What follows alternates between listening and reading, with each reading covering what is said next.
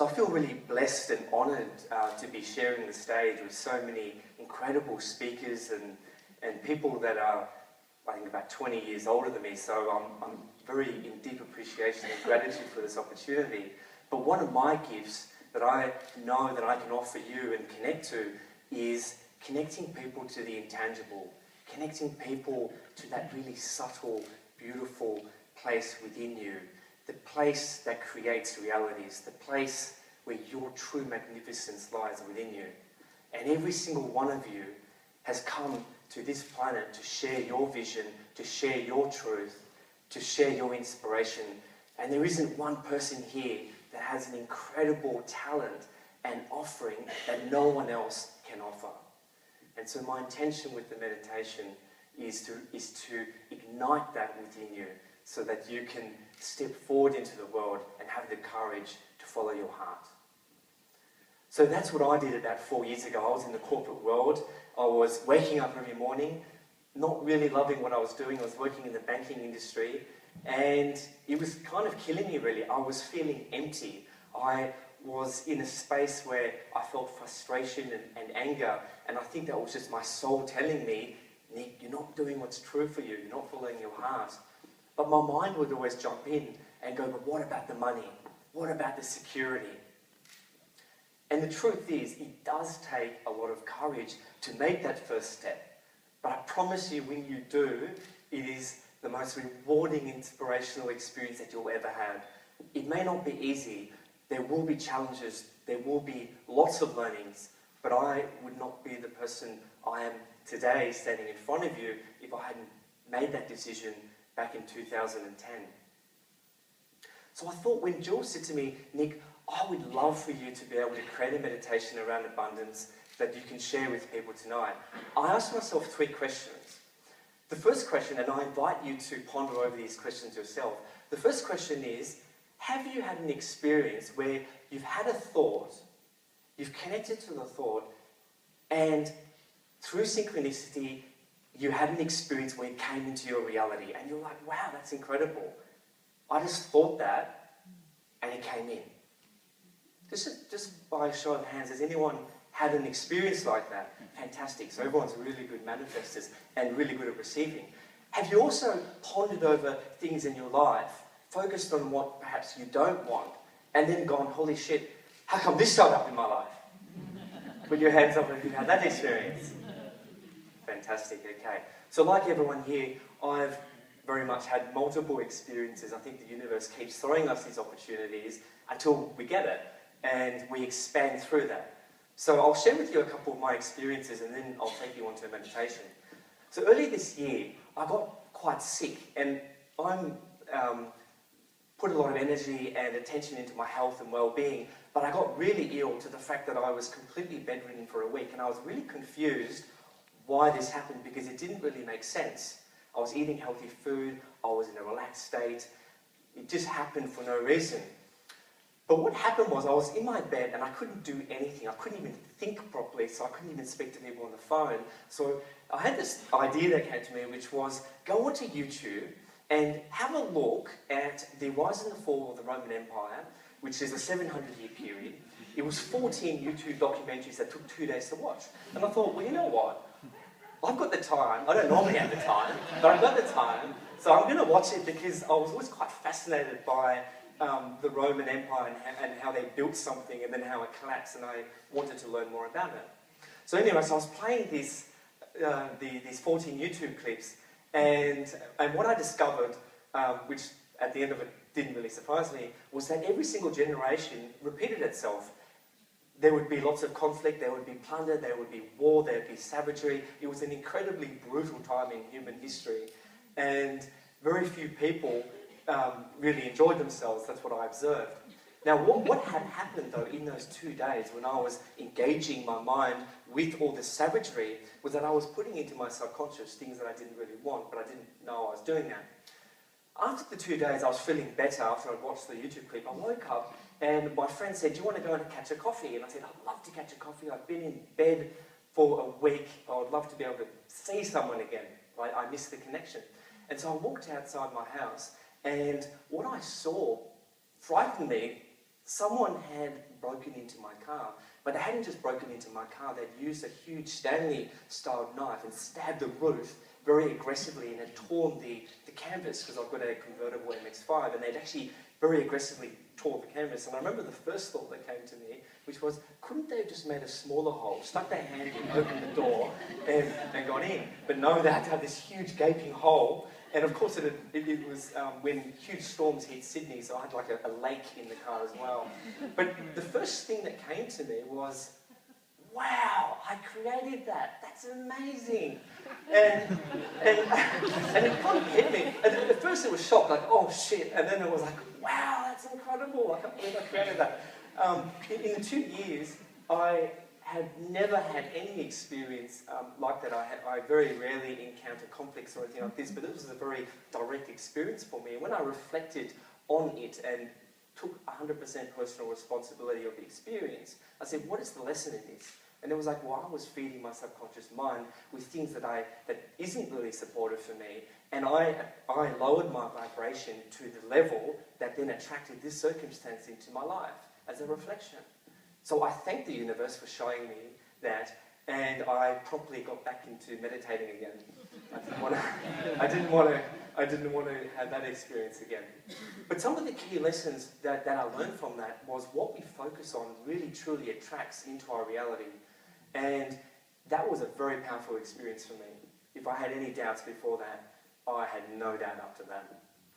The second lesson that I learned was the space that I'm in, so how I am feeling, allows the universe to bring to me whatever space I'm in. So if I'm in a space of fear of, I don't have this, I'm not good enough to have this, that I'm going to attract back to me more lack.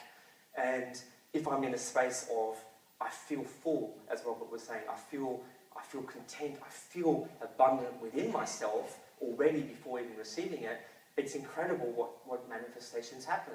And earlier this year, when I had a space, I was in a space of fullness, my grandmother rang me up and said, Nick, would you like to go on a holiday? All expenses paid for. We're going to go to the Basque Country to investigate some of our family there. And it was amazing because 6 months earlier, I put it in my diary, what I would truly love is to go overseas and travel. But at that time, I didn't really have spare money. But I just kept focusing on what I preferred, what I would love to experience, and the universe provided an opportunity for me. And so I offer you to reflect within your own lives. Where are you focusing your energy? Where is your attention? Are you focusing on the lack of your life, or are you focusing on all the goodness of your life?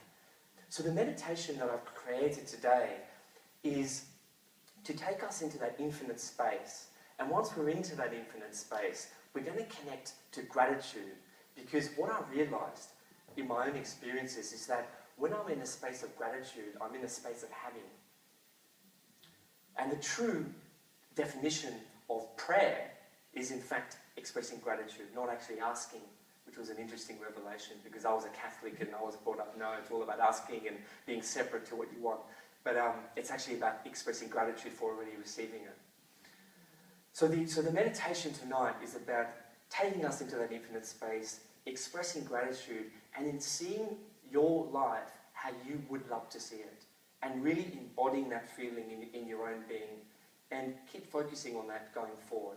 And I dare to ask to invite you to the miracles and the mystery and the magic and the fun that will happen when you're in that space. All right, so I think we're time to start the meditation. So Ben, if you could start the music, please. So I'll just invite everyone just to close your eyes. And we're going to take in a very nice deep breath in through the nose, filling your body up with beautiful life force energy, and then exhaling through the mouth. Breathing in now. And releasing.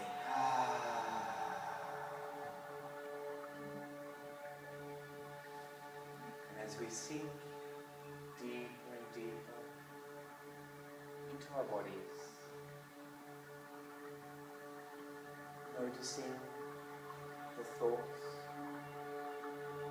the feelings, the emotions,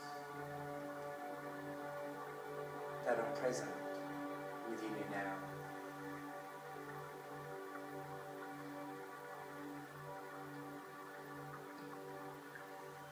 To accept whatever is for you in this current moment.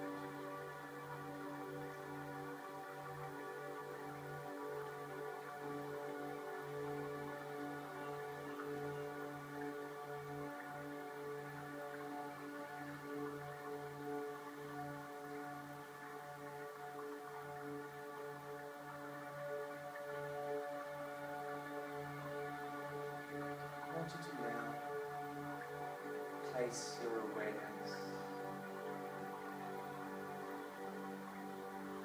of your body touching your seat. Noticing the molecules of your body and seat are one.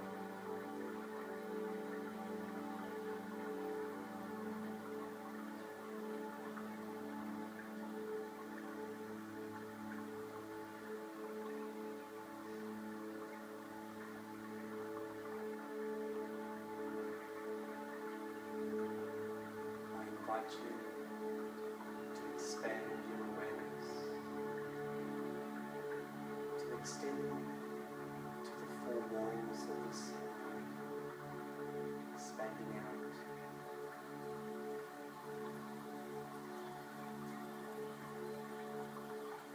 Filling the room with your presence.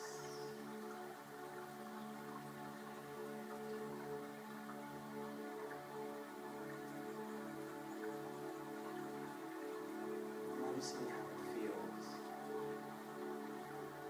to expand, to fill the whole room.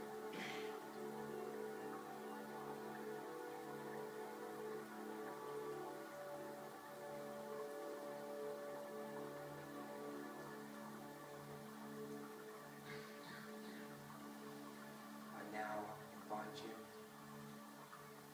to expand your awareness to include the city, Bondi,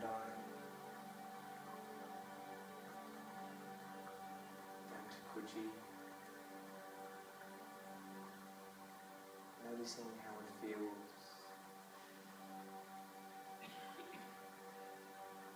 as you expand out further.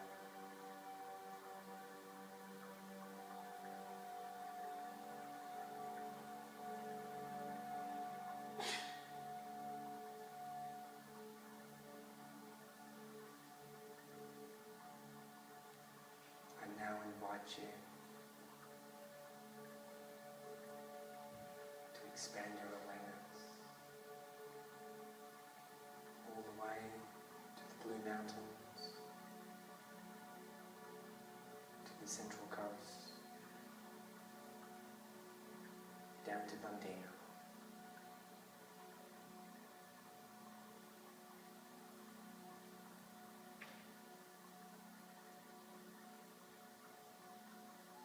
Noticing how you feel.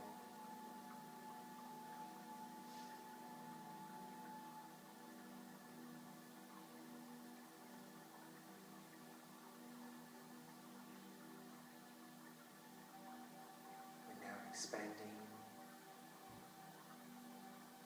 further to include the whole of New South Wales,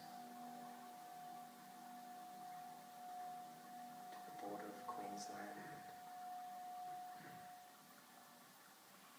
South Australia.